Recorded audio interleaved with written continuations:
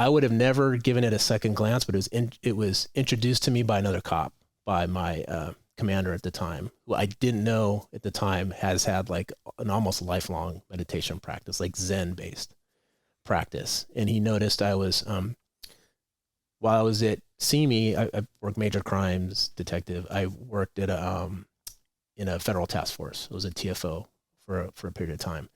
And it's pretty stressful. And he noticed I was pretty stressed out. And then I had some personal stuff going on, like something happened in my personal life that was had me pretty stressed out. And I talked to him and he said, "Hey, do you meditate at all?" I'm like, "No." And he said, "Okay." It was almost like an order. He said, "Do this." He explained the practice to me. "Read this book." And the book was Mindfulness in Plain English. And whatever you do this practice every day. I don't care if you have to miss sleep, if you have to miss a meal, do it and increase the time every day. Just do it. And that's how I kind of started. I'm like, I'll just do this.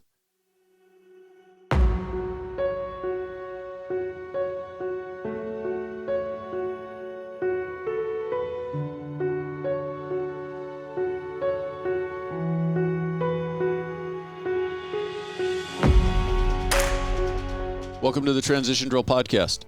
I'm your host, Paul Pantiani. I appreciate you taking the time to watch. So let's get into this. The mindfulness training, is it early on training? If you're way down the rabbit hole of substance abuse, is it not worth trying? No, it definitely, meditation, mindfulness training or mindfulness meditation, which is kind of it's a general term for a certain type of meditation. It applies in every circumstance. But what I was saying earlier is that depending on what the individual has going on, if there's a lot of trauma or substance abuse issues, you definitely need to do meditation, probably under the guidance of a psychiatric professional, somebody. In some cases, and there's a whole trauma-informed mindfulness piece in training that I've had some of it, where you're trained to notice when people in your classes are showing signs that they're experiencing trauma.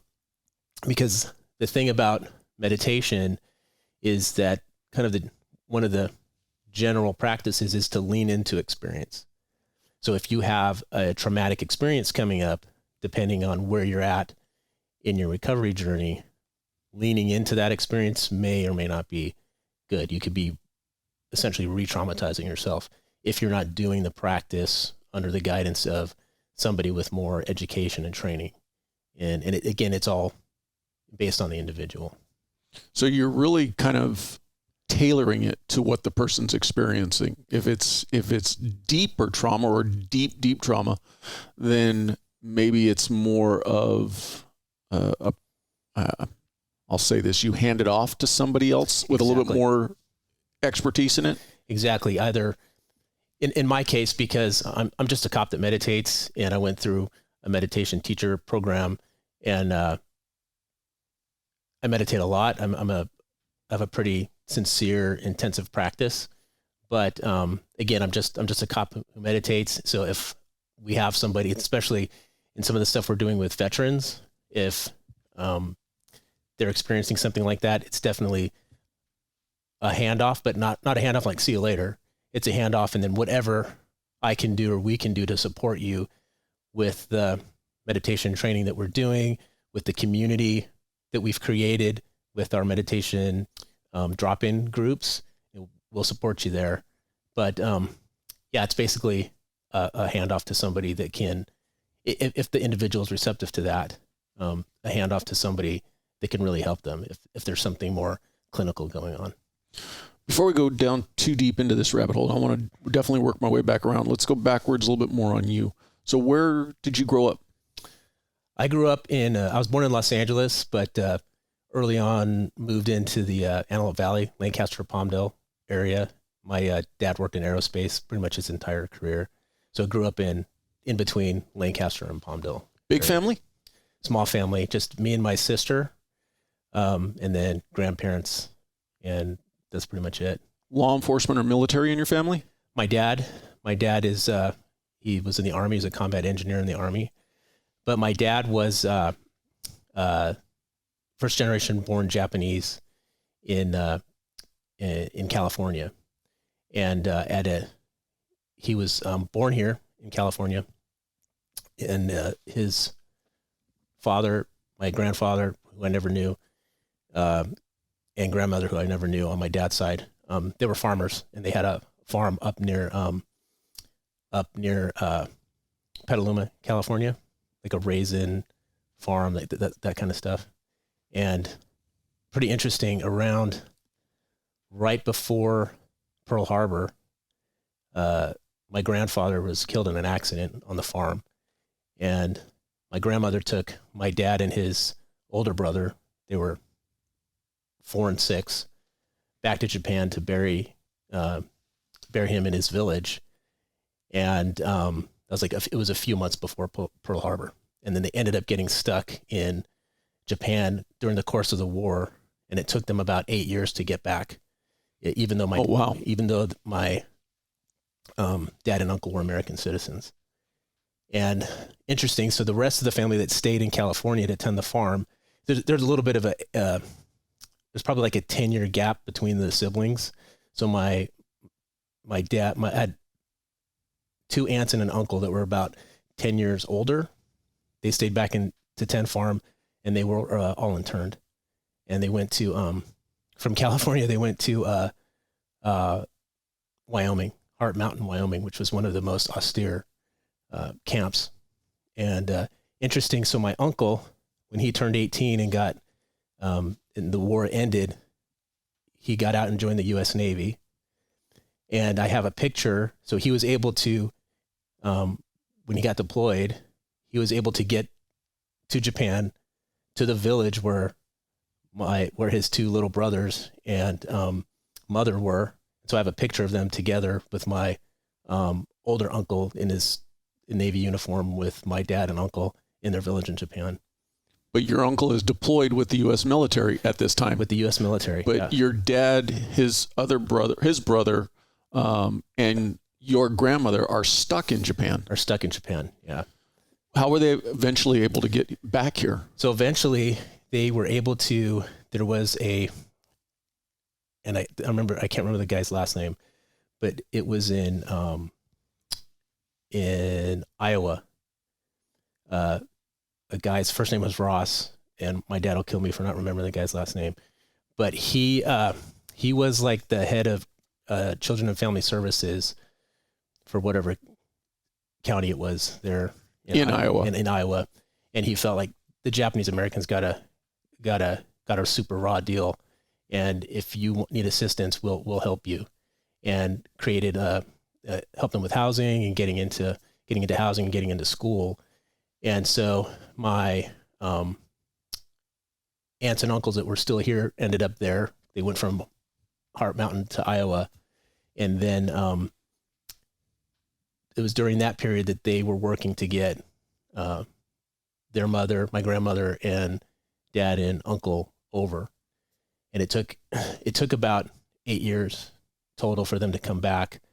But interesting, going through documents, I always thought, it was terrible. They're U.S. citizen. They can't come back. My grandmother was looking at some documents. She didn't want to come back. So it was her daughters that were saying, hey, George, which is my dad, and Hiko, they're American citizens. They deserve the life that they can have here in America, and eventually convince them to come back. And so they came back. My dad was I think he was like 14 or 15 years old, went to school, was a wrestler in high school, and then got out and joined the Army. So even with all that and negative per se in the struggles of leaving and then trying to get back in, still felt strongly enough to go serve for the U.S. military. Yeah, and my dad would tell me, my dad's still alive. His memory's going a little bit, but his attitude was, I want to show people that we appreciate this country, and that were loyal to this country. For you growing up, what was what took up your time? Were you into sports? A little bit. I played, not a lot. I wish I'd played more team sports growing up. I played Little League. I played Pony League. But I want to say when I went in high school, I had a couple of friends that were talking about going in the Marine Corps. They were in that Devil Pups program, that youth program. And we were all in the same scout troop. So I got into stuff like that, playing paintball. Paintball was kind of new back then, doing stuff like that. And then I actually went to a private Catholic college preparatory school. And then much to my parents' chagrin, when I told them in my junior year, like, I want to join the Marine Corps. So, because I'm sure for their plan for you was college. Yeah, for sure. Well, if you had gone that route, what were you leaning towards something as far as your academic career? Yeah, I always liked writing. I've always been interested in writing. I always written a lot of stuff, even as a kid, like short stories and even poetry and stuff like that. So I was leaning more towards that, but I knew, I'd say by the time I was a freshman in high school, I was pretty sure I was going to go in the military. And I can remember as a little kid, I don't know if you remember this TV show. I think it was it might've been in theaters. I don't remember. I was probably 7 or 8 years old. It was a movie called Tribes. It was about a Marine drill instructor, and I can't remember the main characters. And they're going through boot camp, and I think it was kind of an anti-war theme to it, anti-Vietnam War. But I remember watching the drill instructors. They were doing close order drill in the movie, and they were yelling. The DIs were yelling at them, and I just kind of had this feeling like I have to do that. Like I'm gonna do that. And I'd ask my dad. I said, Dad, is that what you did? He's like, yeah, kind of. I said, does everybody have to do that? He goes, you don't have to do that if you don't want to. I remember kind of that seed. I'm like, no, I feel like I have to do that. So you were drawn to it at a young age. Yeah. So when you went in was what year? I'm a lot older than I look. I went in 89. Yeah. And right out of high school? Right out of high school. Yeah. Was your intention at that point to stay long, make it a career, or short term? When I initially went in, and I went in as 0311 in the infantry, and I really wanted to be an infantryman, all that stuff. But here's another kind of strange thing. I wanted, going in as I'm going to be a career Marine. I'm going to be in at least 20 years. But in high school, when we were in our senior year, we were filling out these forms, like, what are your plans after high school? Like almost like a 5 or 10 year plan. And I guess the seed was planted in my mind that, okay, I'll do my enlistment in the Marine Corps, and then I'll go into law enforcement. And I just wrote that down because I felt like that sounded, I don't know, in that environment, I felt like that sounded more like what the teachers wanted to hear. Like a natural progression. Natural progression kind of thing, exactly. But that's what I ended up doing. So when I got in the Marine Corps, and I was just an 0311. I was never any high speed. I struggled in, like a lot of us struggled in boot camp, but I struggled in boot camp initially, made it through no problem. I'd say I was probably middle of the road, mediocre Marine. Always did everything I was supposed to, never got in any trouble. Honestly, to my own amazement, I kept getting, going down the progression, getting promoted. And I remember sergeants, even as a private first class, sergeants coming up to me and saying, hey, you've got some leadership potential here, and, encouraging me. But I definitely wasn't like a standout PT stud. I'm a big, tall, dorky, awkward, half Japanese, giant Asian. But, no. So when I got in the Marine Corps, especially when I got to the fleet, and I went security forces, and then I was 0311. When I was in, they were, security forces was a B billet. And then when I got to infantry school, I was like, I hate going to the field. This isn't as glamorous as I thought it was going to be. They said, hey, you can go. Wait a minute, a recruiter lied to you? You know, that's funny. The recruiter didn't even need to lie to me. I was so, I was so kind of mesmerized by the don't use gung ho. Marine Corps. Right. Yeah. Yeah. I was exactly that. I was that. And so I remember when going back in the recruiter's office and they're doing these exercises with you. And they said, I remember they had like these little tiles that had at least different job attributes or whatever. And he was trying to figure out like what job you wanted to do. We started doing, I said, I just want to be I don't think we need to do any of this. I just want to be in the infantry. He's like, oh, let me see if I have a spot for you in the infantry. Oh, it's really hard to get into, but yeah. So I've got 4,000 I need to fill of those. Exactly. So they saw me coming a mile away, but I was pretty idealistic, I think, about the Marine Corps and what it would be like in the infantry and doing all this stuff. And I was one of those Marines that I was in during the Gulf War, and I was in a Security Forces billet in London, England when the Gulf War kicked off. So I didn't get deployed to the Gulf, and I never saw any actual combat while I was in the Marine Corps. And then I later went in the Army National Guard, the military police. And again, there's a few things that happened there. I was still active duty when the Rodney King riots happened, but that unit got deployed. Any big action with whatever unit, I just happened to miss it. But it wasn't until I got into law enforcement, and as you know, it's your first day, like once you're out of the academy and you start field training, your first day, like you could get an OIS the first day, and you're actually operational every time you go out on the street. It's real life. It's not training anymore. That's what right. was really interesting, or what I really liked about it. What I felt, again, this was all pre 9/11, pre global war on terror. If you wanted to see if you could keep your wits about you in these stressful situations, the time of law enforcement was it, to me anyway. Right. So. Now, you had mentioned previously that through high school, you were thinking military was going to be my career.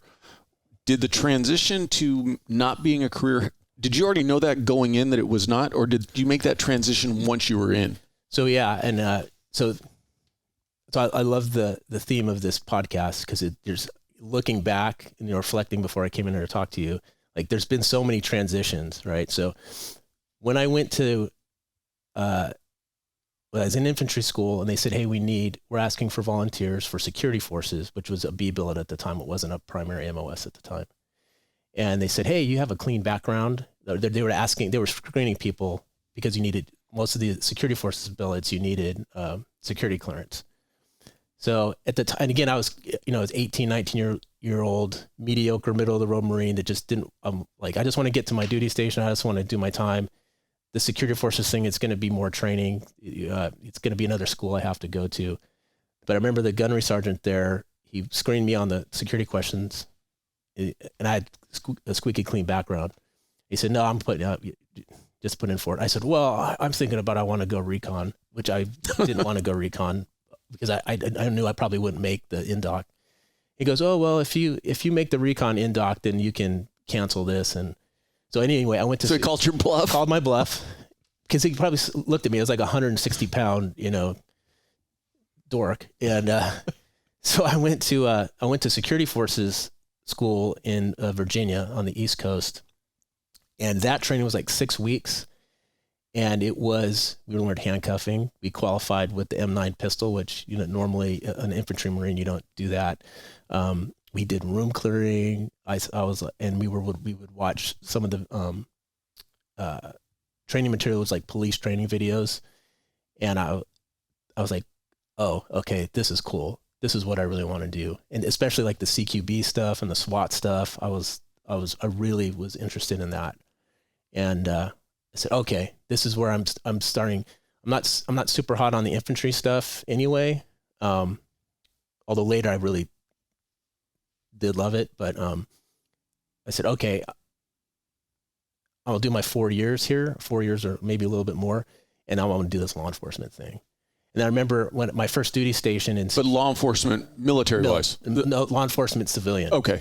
So then I can't remember if it's in the school or, so my first duty station after Security Forces School was in London, England, the U.S. Naval Headquarters building across the street from the embassy. And it was it's closed now, but it was, and you had to have a clearance. It was a sensitive communications center there. The commander in charge of Navy Forces Europe was stationed there. So there was a Marine Guard force there, and that's where I worked. And so we would do on training, different training days, we'd do room clearing of the building and whatnot. And I remember seeing one of the training videos, they showed D platoon. They showed LAPD SWAT doing stuff and rappelling, fast roping from helicopters. I'm like, oh yeah, I got to do that. I'm going to do that.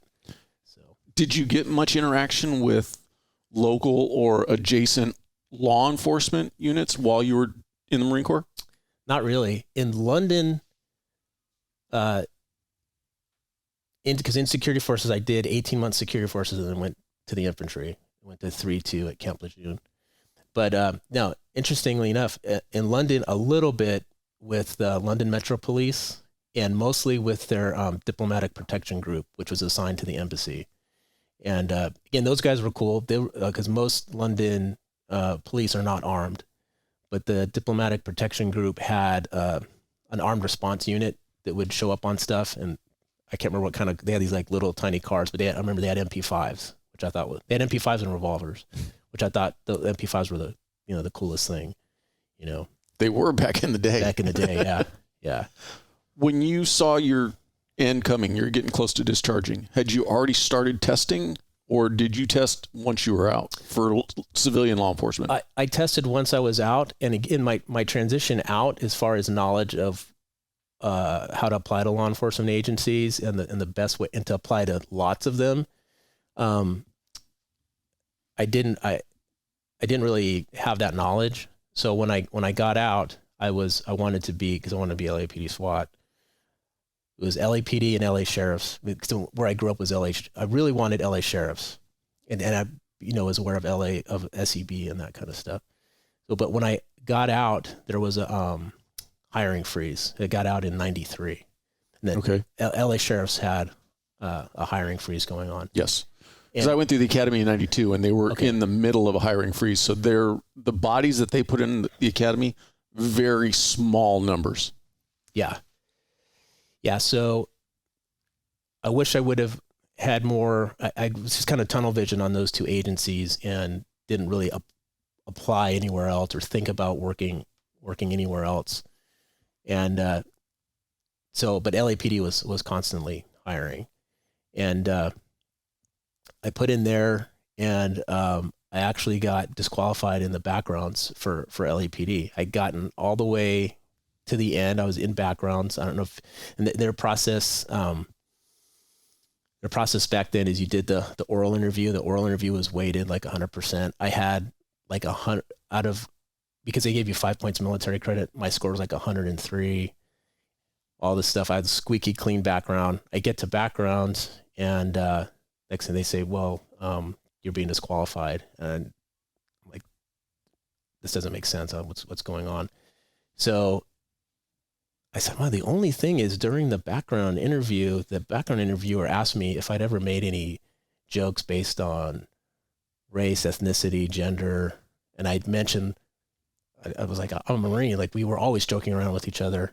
And he said, well, give us some examples. I said, well, there was a Polish guy in my platoon, and we would joke about this and that. And so funny enough, they had disqualified me for lack of respect for other people. And so I thought I was done.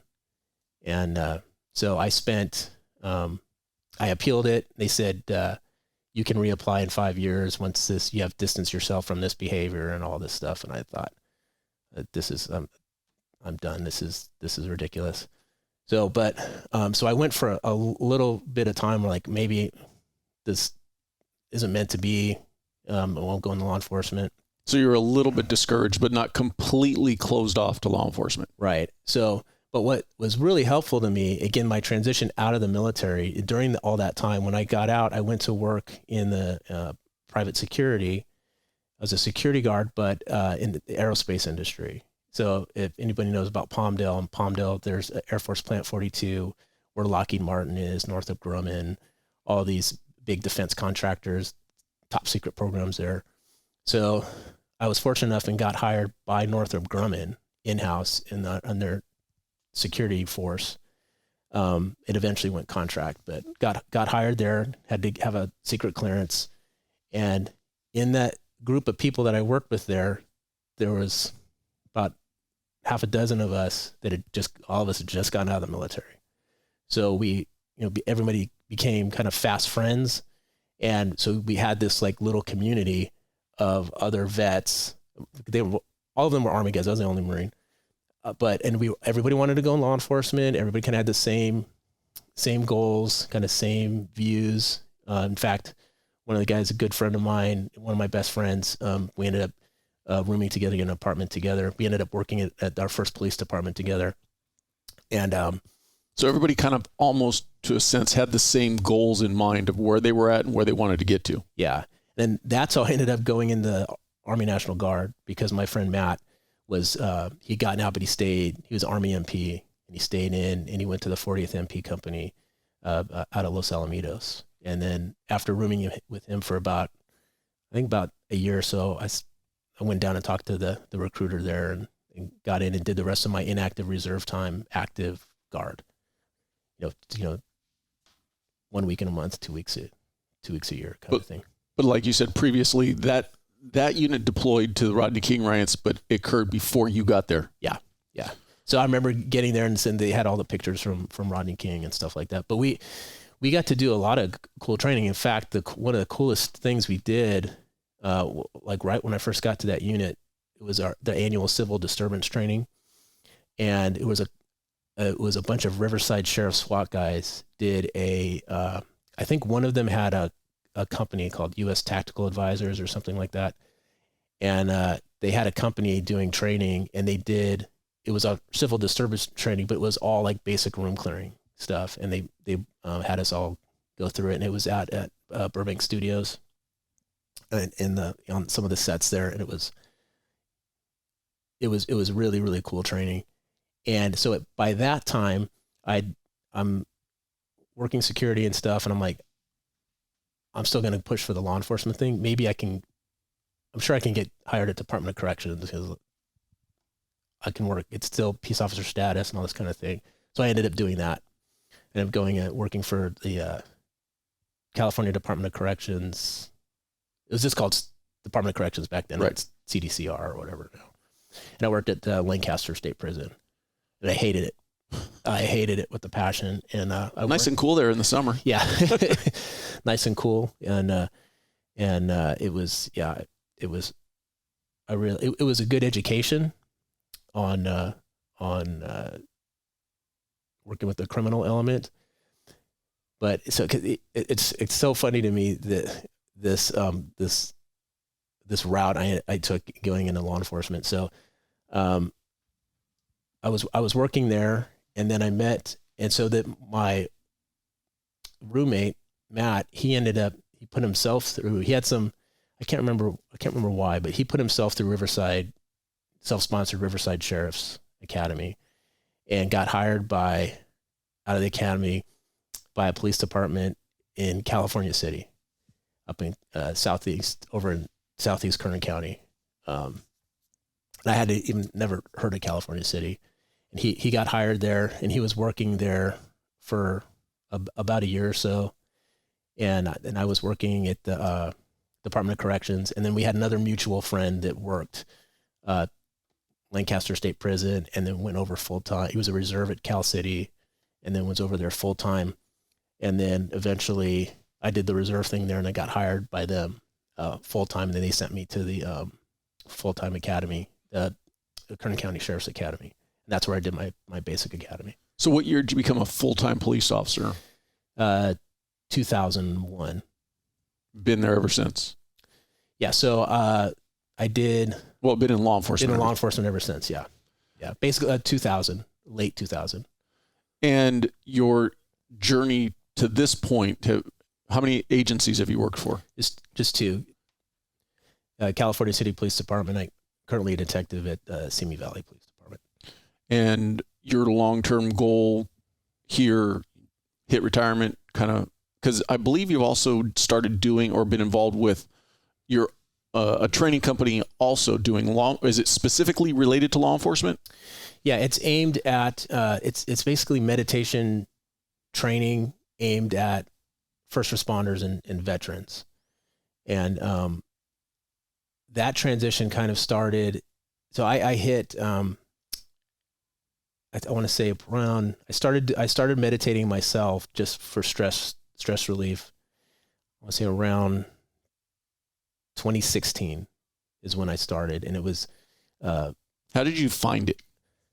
So I would have never given it a second glance, but it was introduced to me by another cop, by my commander at the time, who I didn't know at the time has had like an almost lifelong meditation practice, like Zen based practice. And he noticed I was, while I was at Simi, I worked major crimes detective. I worked at in a federal task force. It was a TFO for a period of time, and it's pretty stressful. And he noticed I was pretty stressed out. And then I had some personal stuff going on, like something happened in my personal life that was had me pretty stressed out. And I talked to him, and he said, "Hey, do you meditate at all?" I'm like, "No." And he said, "Okay." It was almost like an order. He said, "Do this." He explained the practice to me. Read this book. And the book was Mindfulness in Plain English.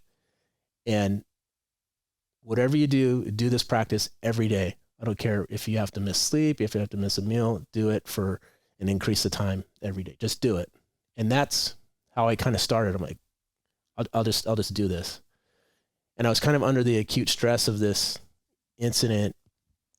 And, would you say, looking back on it, did you recognize the stress and you were trying to ignore it or trying to not deal with it, or were you not recognizing it? No, I recognized it, but I realized now that I was not dealing with it. I was kind of pushing it away. And I'm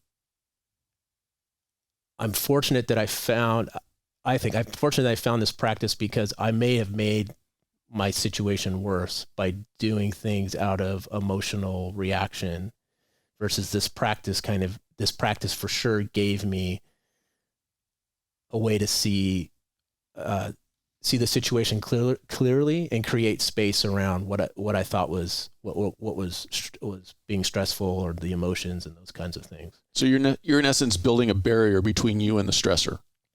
With meditation? No. You are, I guess I have to go back a little bit here. So, okay. For me, my progression with meditation was under the acute stress of that incident when I wasn't sleeping.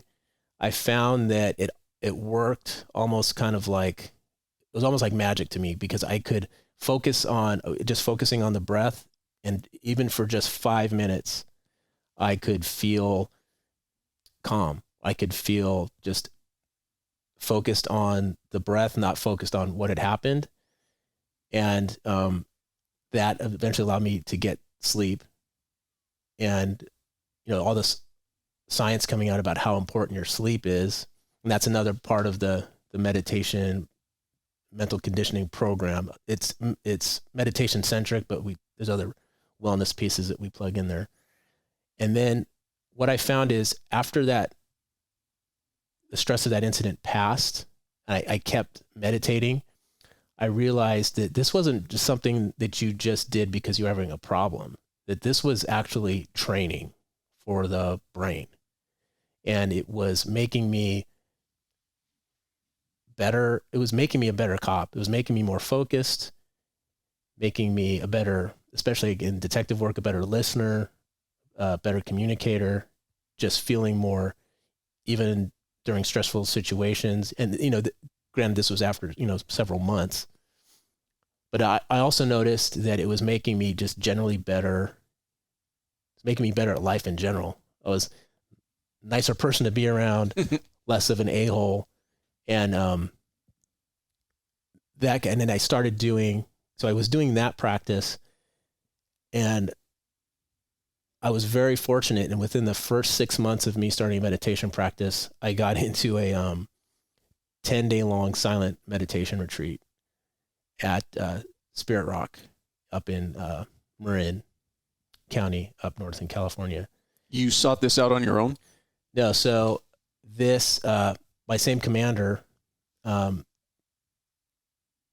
who he says he's not he's not a teacher, but it's like, you're my first meditation teacher. I don't care what you say. But he kind of pointed me in the right direction. And so reading more books about meditation, and the most important thing with meditation is to actually practice it. But I was reading books, different books, and there's one book, and there's one of the meditations apps is called 10% Happier. It all started with a book by a guy named Dan Harris, who's a news guy for ABC. It's fascinating. It's an easy read. It's entertaining. It's like a regular, pragmatic, realist guy, kind of like a first responder. And, he came to meditation. He's having anxiety and a lot of other issues. And it was also part of his job to research health and wellness stuff. Anyway, in that book, he goes as part of the research to this 10-day long retreat with a couple of like the heavy hitter, like rock star meditation teachers. One of them being a gentleman named Joseph Goldstein. Joseph Goldstein's written a ton of books. In the 70s, he was in India, and I don't think Goldstein actually ordained as a monk, but they practiced under some of the under the Buddhist tradition. A couple of the Burmese, Mahasi Sayadaw who wrote the Manual of Insight, and studied directly under some of his teachers. And then when he came to the West, they established meditation centers on the East Coast, Insight Meditation Center in Barre, Massachusetts, and the West Coast center was Spirit Rock. And if anybody knows about meditation, those circles, Jack Kornfield is another big name in meditation and the adoption of Buddhist meditation practices in the West. Jack Kornfield's another big name there. He was like the main guy at Spirit Rock. Do you think if somebody was to make the step and start seriously getting into meditation, is it something that I don't want to use the wrong term, but will it become life encompassing if they really embrace it? Or do people just dabble in it? It can be both, right? So I think because there's this meditation mindfulness kind of craze going on, and there's a lot of different ways, lots of different guided meditations, and it can go either way. Actually, to answer your question, it can go in either way. You can meditate, 5-10 minutes a day or every other day, and get benefits and feel calm and feel relaxed. But kind of the point behind, and I'm definitely not qualified as a teacher to go beyond just the basic introduction to meditation and some of the things sharing some of the things that I've learned. But some people just do that and they feel better. And then some people like myself, it really resonates with you, and you see the practice as something that that is important for every aspect of your life. And so it could go either way, but the way I look at it and the way I approach it with the trainings that we do is that this is training for the mind, and the mind precedes everything else. Like everything that we experience is experienced through the mind.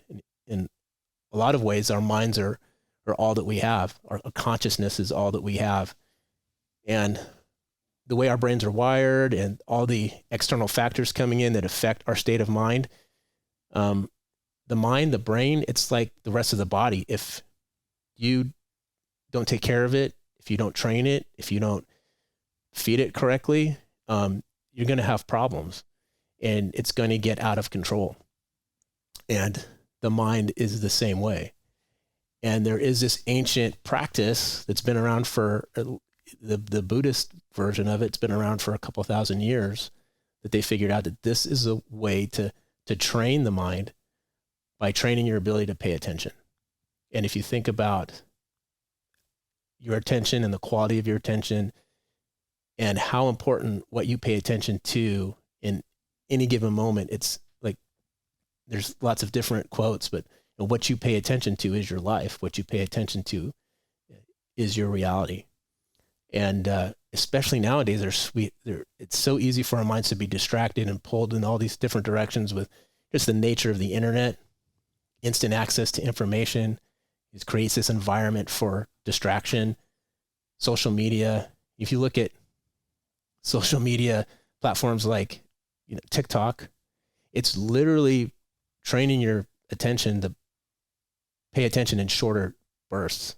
I think I read that they say anything longer than 6 seconds, people don't watch. They within 6 seconds, they're scrolling to the next one. Yeah.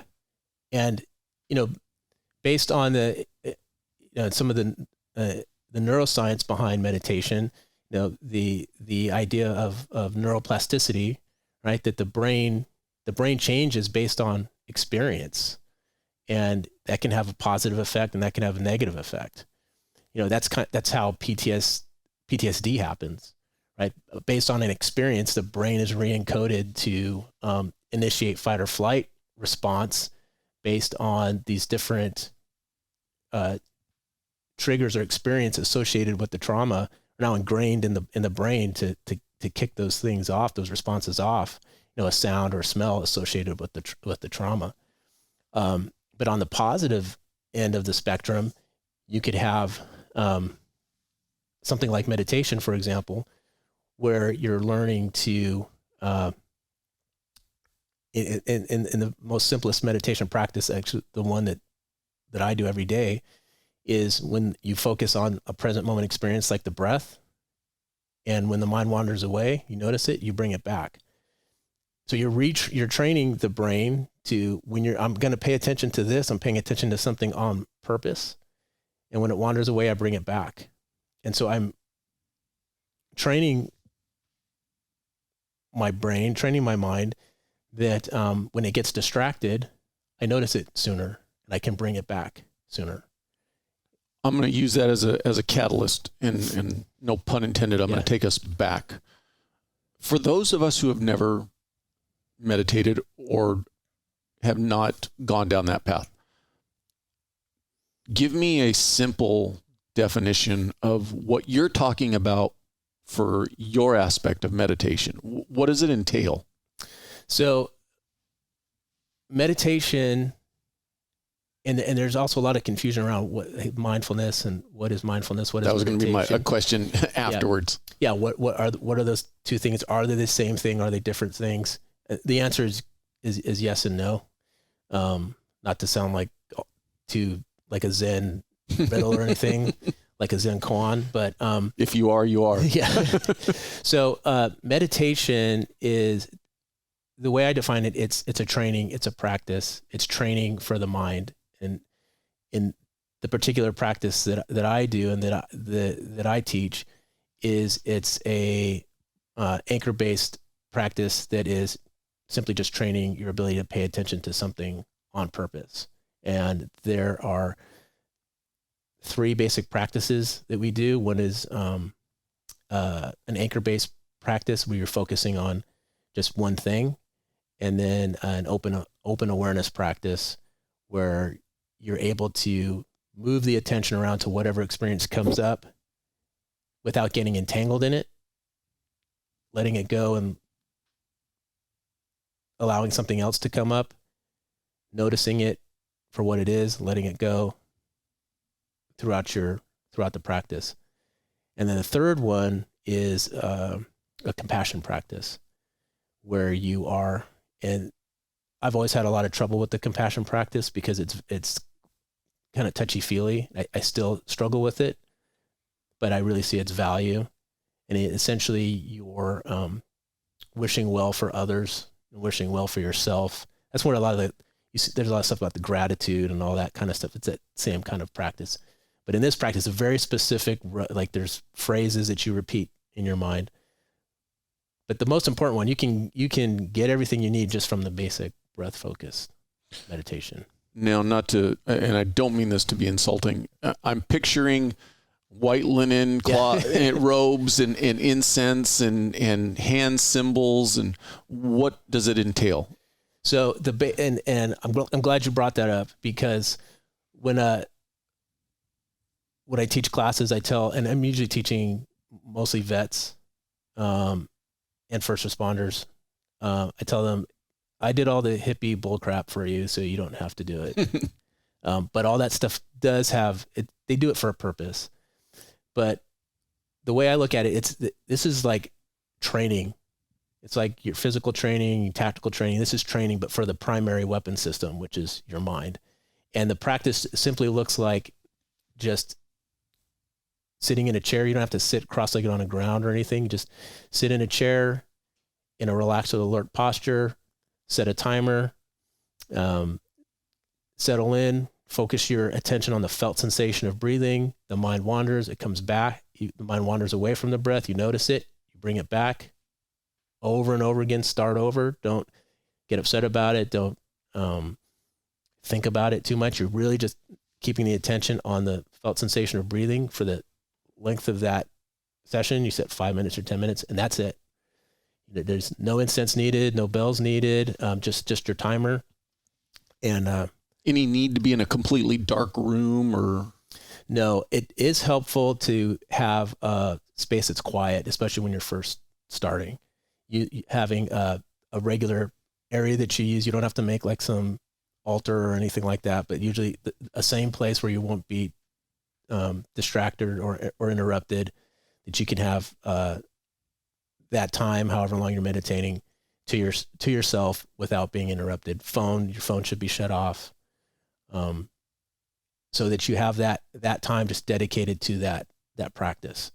And what the neuroscience shows us is that action of focusing on something on purpose, and then when the mind wanders, that action of noticing it, oh, my mind's distracted, and then bringing it back, that's like the rep. That's like the push-up or and when you say your mind wanders, like all of a sudden you're thinking about, oh, I got to go wash the car, or I've got to pick up the kids at school, or whatever. Whatever it is. Or you hear a sound, you hear kids screaming out, or kids screaming, dog barking, whatever.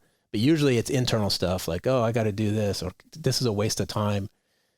The moment that you notice it, you just gently kind of let that go without creating a lot of extra thought around it. That's okay. Not a big deal. Deal with that later. Not right now. Come back to the breath. And you'll find that it still happens to me all the time. And I try to meditate about 30 to 45 minutes a day, but sometimes I'll go 5-10 minutes on some thought, or just thought train, thinking about a bunch of dumb crap. And I'm like, oh, I'm supposed to be meditating. Okay, not a problem. And then bring it back. In a weird way, people always, January 1st, I'm going to back in the gym, and they go full bore 110%. Can you do the same thing in meditation? Can you try to do too much too quick? Yeah, I think so, because maybe not too much too quick. More you can effort too much or try too hard. In meditation terms, they call it striving. You're striving too much. And it's this kind of delicate balance in having enough effort there, but not over efforting, and being able to relax. What I found is that for me anyway, and I've had this comment from other people in classes, is that when they get focused on something, that's when the calm that's when they get calm. I felt so calm, and I usually bring up to them, you notice we never said to relax? Like, we're not saying relax.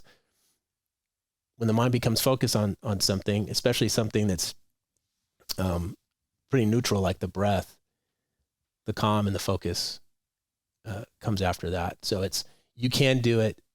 You can strive too much and actually, agitate your mind if you're trying too hard. And I know being on retreat, because on these retreats, they're silent and you're meditating 45 minutes at a time, throughout the day, probably like 6 to 8 hours a day. And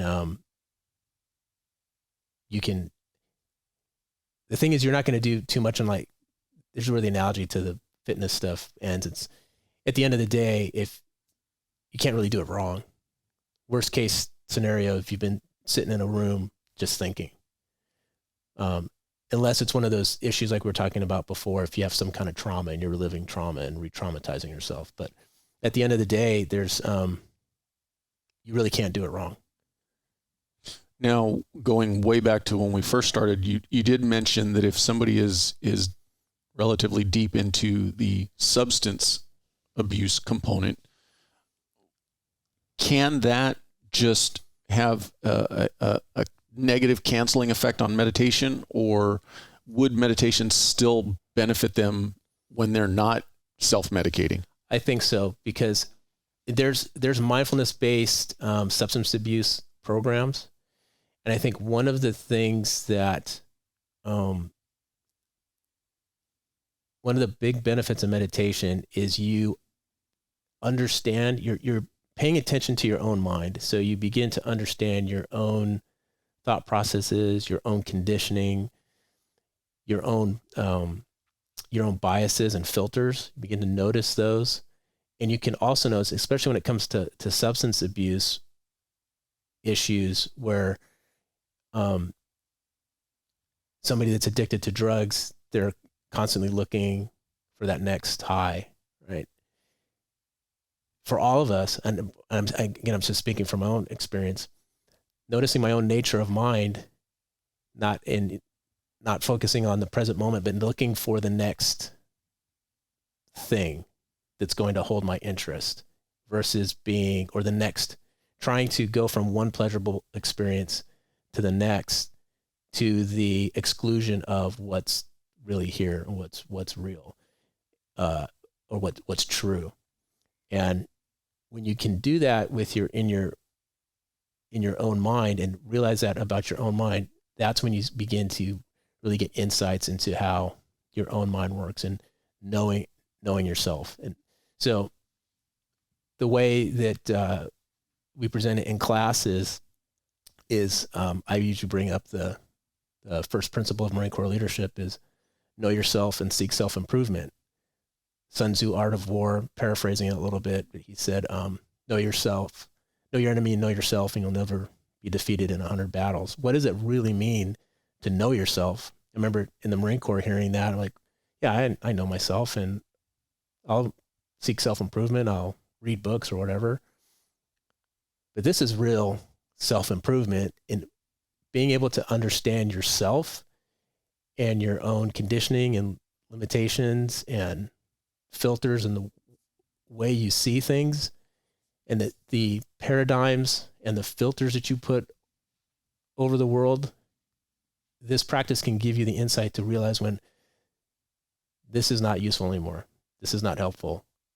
I'm going to just push this aside for a minute. Kind of going off on a little bit of a tangent with a lot of the training we've been receiving in law enforcement recently regarding implicit bias, right? Unconscious bias. And I've been to a lot of that training. I'm sure you have as well. And it always kind of struck me is it always comes down to, you have to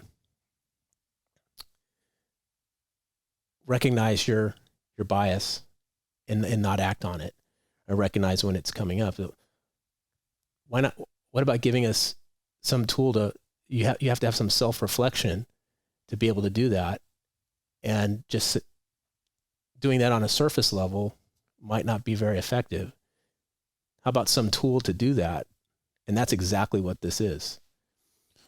What is the difference between meditation and mindfulness? Because they're both terms that get thrown around a lot lately. Yeah. So to me, mindfulness, and I don't think I mentioned, I went through a year-long mindfulness facilitators program at UCLA. I was going to get there. Yeah. Yeah. So they have the Mindful Awareness Research Center out of their Semel Neuroscience Institute, Mindful Awareness Research Center. They've been around for 20 plus years. And every year they run a facilitator programs, 50 people in the class. And so UCLA their definition of mindfulness is paying attention to a present moment experience with openness, curiosity, and non-judgment, or a willingness to be with what is.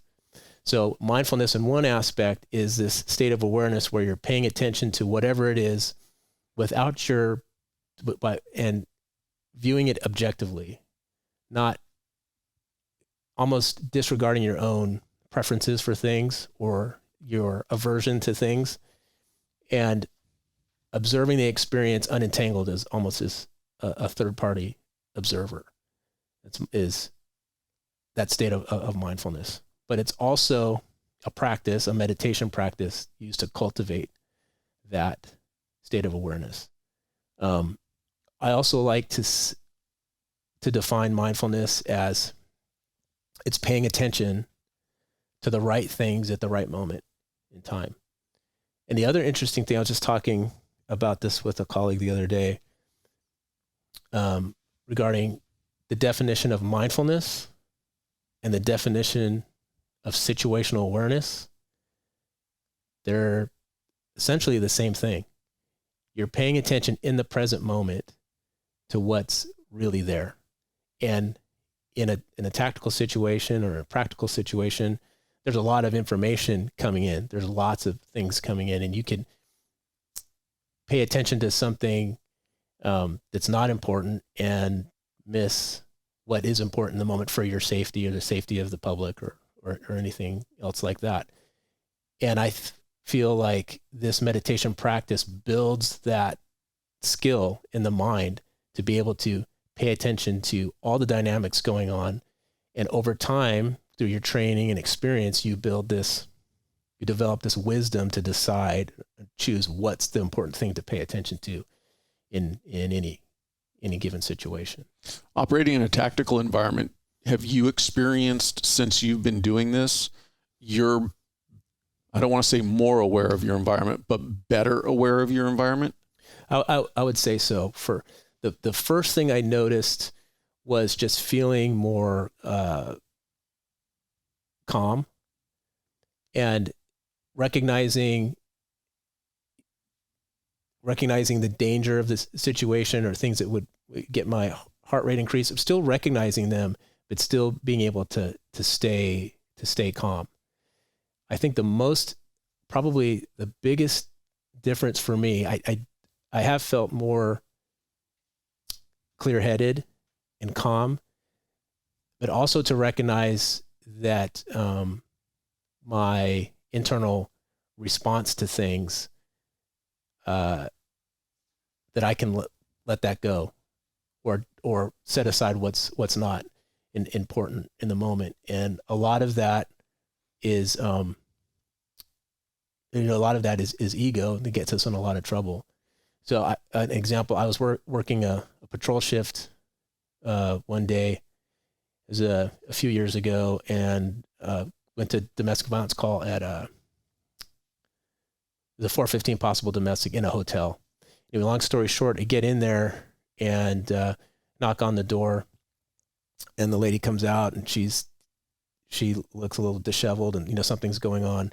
We're trying to talk to her, and then I'd already checked at the front desk and saw that one of the guys registered there was on probation. So he yells something out, "Hey, what the F's going on?"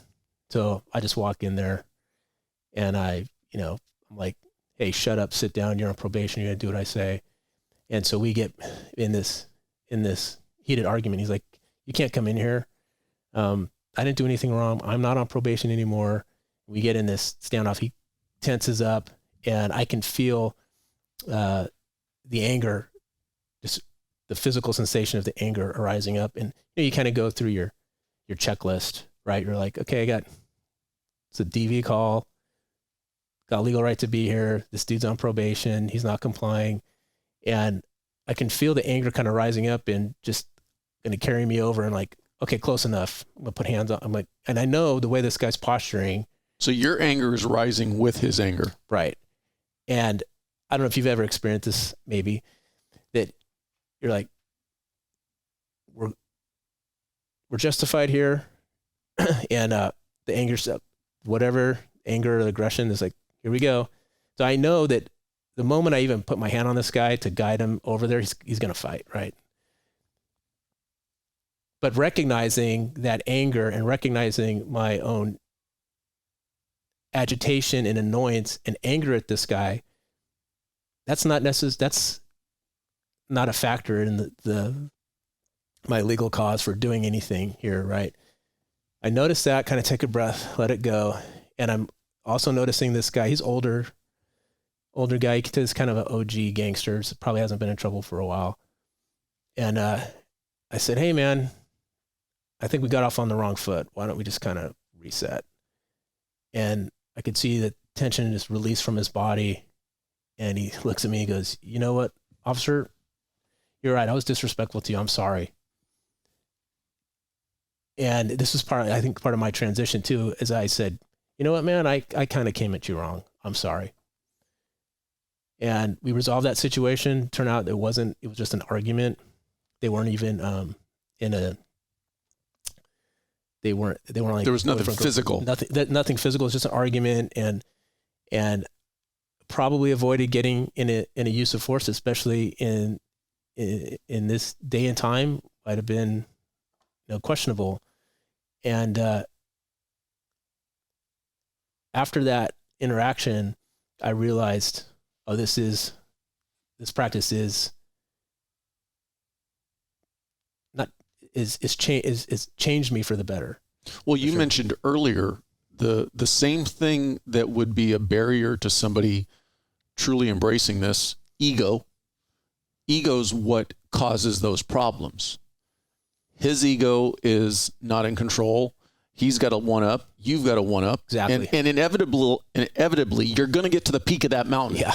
And there's only room for one of you at the peak of that mountain. So it's going to be a physical confrontation. Right. I mean, to use an analogy. Right. No, very true. Exactly. So how long were you, well, a couple questions. When you started doing this a lot of your time, did you get good response from your fellow coworkers and your teammates, or were you kind of ridiculed over it? Or did you keep it a secret? No. So I really didn't keep it as a secret. I think I really didn't mention it to anybody until a couple guys had noticed. I think one of my SWAT sergeants said, "What's up with Takeda? He's like a completely different person." Yeah, in a good way. And then I talked to him about it. I said, "I've been doing this meditation thing." And we started a program at the police department. I like to joke that nobody comes to, just a small amount of people come to. And that's been the struggle, because cops, for the most part, a lot of the cops have, there's a stigma around meditation. It's something you do because you're having a problem or because you have a weak mind. I've had guys ask me about it. I said, can you sit in a room for 30 minutes with no music, no sound, just with your own thoughts? You sit there. Many, if not all, can't. They can't. And the other thing I bring forth, especially in these classes, like if you look at some of the greatest warrior cultures throughout time, and I like to use the samurai because I'm Japanese, but they have a contemplative practice. They have a mind training practice. It's a zazen. It comes from Zen Buddhist meditation, which is essentially the same thing that we're doing. It's focusing on the breath. They have a couple other techniques that you can use also, where you count the breath or follow the breath. Same thing, same exact idea here. And, in some Zen, especially in Rinzai Zen practice, you're sitting, the Zen priest walks around with a stick, and if they notice your posture's, not right, they hit you with a stick. I haven't done that, but no, it's not easy, and it's not like a passive thing. Your mind is so active, and you're continuously redirecting the attention onto something you want to pay attention to.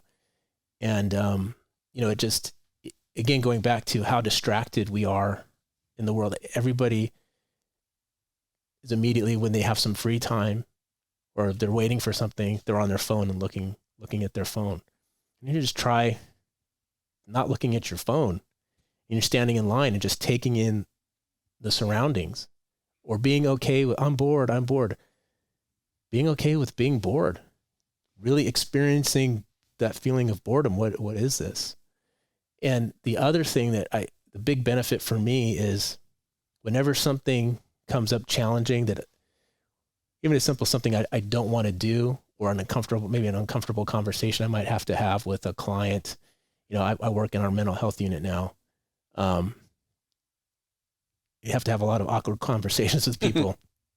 Now I look at it as an opportunity to see how my mind is going to react to this. It's this reframing of, there's nothing, oh, that sucks, I have to do this. A lot of guys ask me, like, how can you work in that mental health unit where you're just constantly talking to people in crisis and these different, you've dealt with 5150s and stuff, and it's definitely taxing, but it's always a challenge, and I see an opportunity for me to practice staying calm and seeing how my mind reacts to whatever the situation is.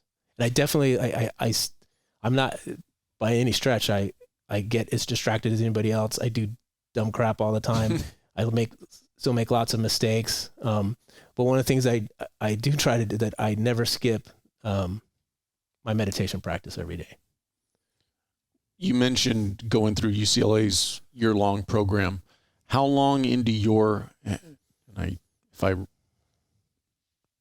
when I say this, I don't mean it disrespectfully. Yeah. How long into your meditation journey were you when you realized, I want to teach this, or I want to impart my knowledge to other people? It was probably within the first year. It was while I was in that, I was fortunate to get into that retreat, because that really kind of propelled me forward, because it was an intensive practice period.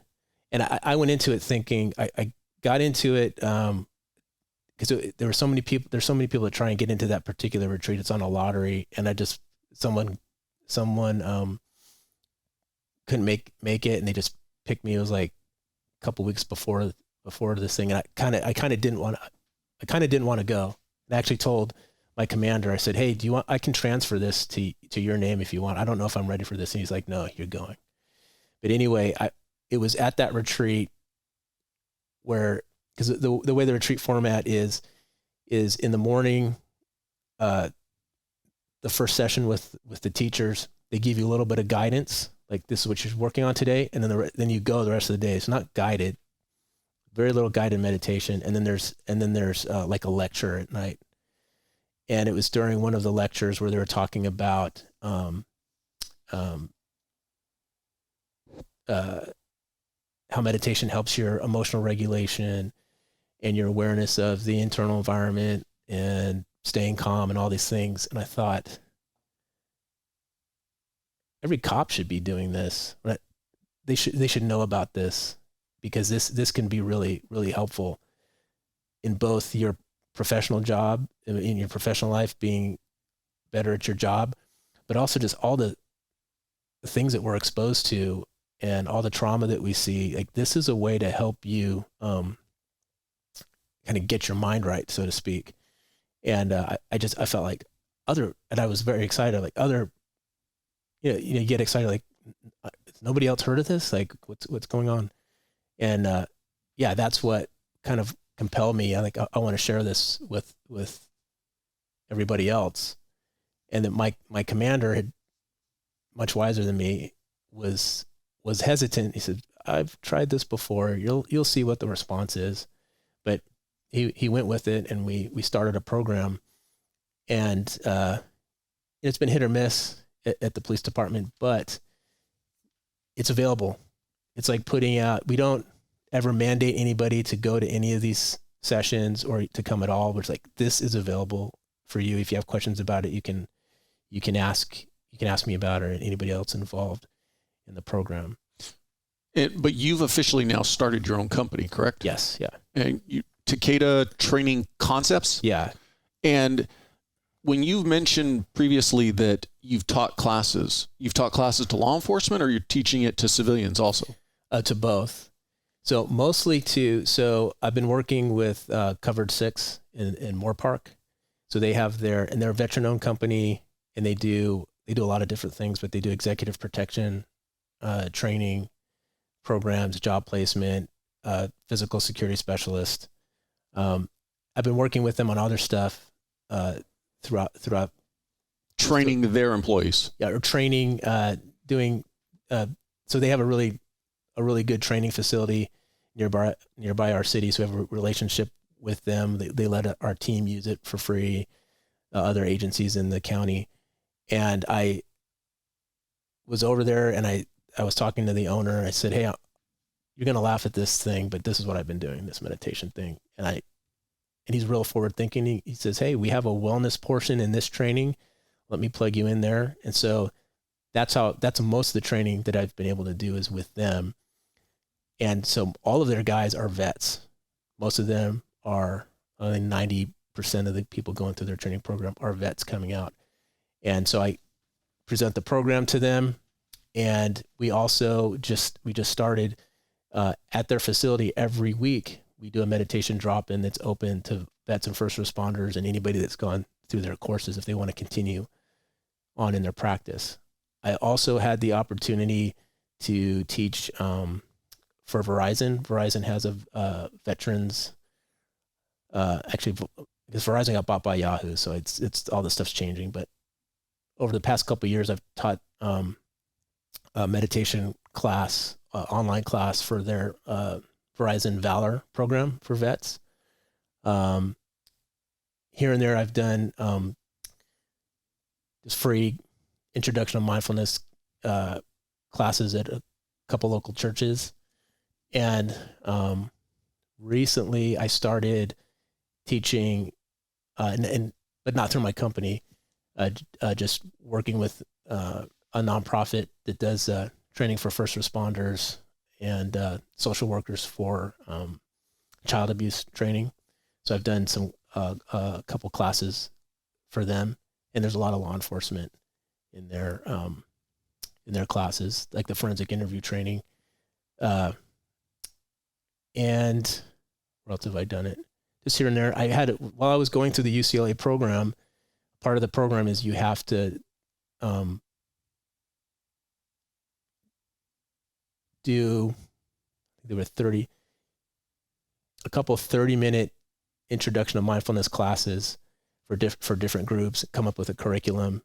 And then your final exam is you had to give a mindfulness, introduction of mindfulness training on the UCLA campus. Every year they have like a day of mindfulness. And so you have your instructors that critique you and watch you actually give a class and give feedback. And while I was doing that, I had the opportunity to do a class for 60 physicians, and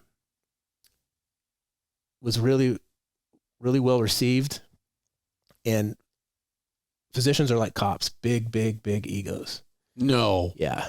Yeah. Huge egos. So teaching them was like teaching cops, but really, really good response from them. And while going through the UCLA program, and doing those free programs, a couple of groups asked me to do training, and I thought I should probably start, at least have some other private avenue to do that. And that's why I started the company. And then the name, I didn't want it to sound like a meditation or mindfulness thing. It's kind of a more general, maybe training company. So if somebody's interested in getting into this, you mentioned some books earlier. Is reading a book critical to getting into it? No, in fact, it's not critical at all. And in how I first started, granted, I was given a book to read, but the first thing that I was told was just do this basic practice. And one of the things you can do is UCLA actually has a free app called UCLA Mindful. I'm sorry. Yeah. You mentioned earlier that our first inclination is to grab our phone when we're bored, but we're now talking about an app for mindfulness. Yeah, it seems a little counterintuitive, but so you can use the convenience of that technology, but there's a mindfulness app on, it's free, UCLA Mindful, and there's a handful of guided meditations on there. The most basic one, I think it's like a 5-minute breath focus meditation. Honestly, and there's a free timer on there also. You can just start with that first app, that really basic meditation, and you can go from there. It's more important to do the practice than it is to read about it. So it's like you could read 100 books on riding a bicycle, but until you actually get on a bicycle and try to do it, you'll never really understand how to ride a bicycle or get the benefits of riding a bicycle. Meditation is the same thing. It's more important to do the practice than it is to read about it. I've fallen into that trap too, where I've spent a lot of time reading stuff, books about meditation or mindfulness, and kind of cutting into time where I should spend meditating. But you don't need to. That's the other thing. I'm glad you brought that up, because there's a lot of people I talk about, I'm going to read more about this. I'm like, just do it. You don't have the to. Old Nike slogan. Just do it. Like, you don't have to. It's simple enough. It's a simple practice. It's not easy, but it's simple enough that you can just get started now and just start doing it now. Has your company gotten to the point where you've got a set schedule of classes you're doing, or they're just kind of random? So I have sort of. So like we do a free it's free. I didn't start it to make money. We have a free meditation drop-in, and it's an hour long, but the meditation part's about 15 minutes, and then we have discussion. We do that at Covered 6 facility every Thursday. It's for veterans and first responders. So that's regular class that I'm teaching. And then Covered 6 is also in Simi Valley? Covered 6 is in Moore Park. Okay. It's outside Simi Valley. And they, and then I'm doing the wellness classes for their programs. So what we've branded, or what we've called the mindfulness training in that program, or even under my company, so it doesn't sound like, it sounds maybe more tactical, is mental conditioning, or MENTCON, like a kind of a play on metabolic conditioning, MENTCON, right. MENTCON. So MENTCON it's meditation centric training program for the mind and the brain. Meditation's the main focus, but also just best practices for getting enough sleep, and some of the different mental tricks, so to speak, as far as reframing experience, kind of based on Stoic philosophy of focusing on what you can control versus what you can't control. And it's like not to sound cheesy, it's like the serenity prayer, but being able to see the difference between those things and concentrating on what you do. And that the most important thing is your response to things, and that it's your actions. Ultimately, the only thing that you have that you own are your actions. And that all comes from the mind. The mind is the starting place. And and if you're familiar with Pat McNamara, mm-hmm. So I've taken a couple classes from him, and his saying is, the mind is the final weapon. All else is supplemental. That's pretty much the theme of my company, is that the mind is central. mean, Pat McNamara stole that from the Buddha. The Buddha said the mind precedes everything. So the mind is the primary thing that we experience everything through. And it just makes sense that it should be trained. And this is the best way that I know that most people are aware of to train the mind. And it's so simple. And a lot of the apps that are out there, Calm, Headspace, so they're great apps. There's tons of guided meditations on there. My opinion is once you learn the basic breath focus practice, I guide people at the drop-ins, especially when there's new people have to guide it.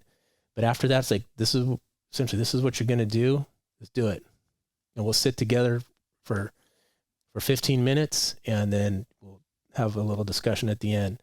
But that's all you need is this basic practice. That's what they figured out 2,500 years ago. They didn't have apps.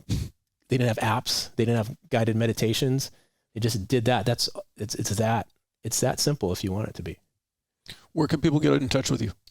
So our redesigning our website, our guy's helping me, but at TakedaTrainingConcepts.com, and we have spelled out the whole thing. Yeah. And then our Instagram is Takeda Training Concepts.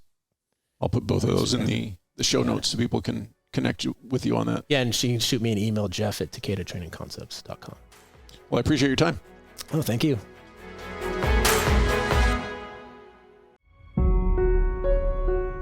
I appreciate you watching. But before you go, if you like the video, please hit that subscribe button. Also, any comments are appreciated. Thank you.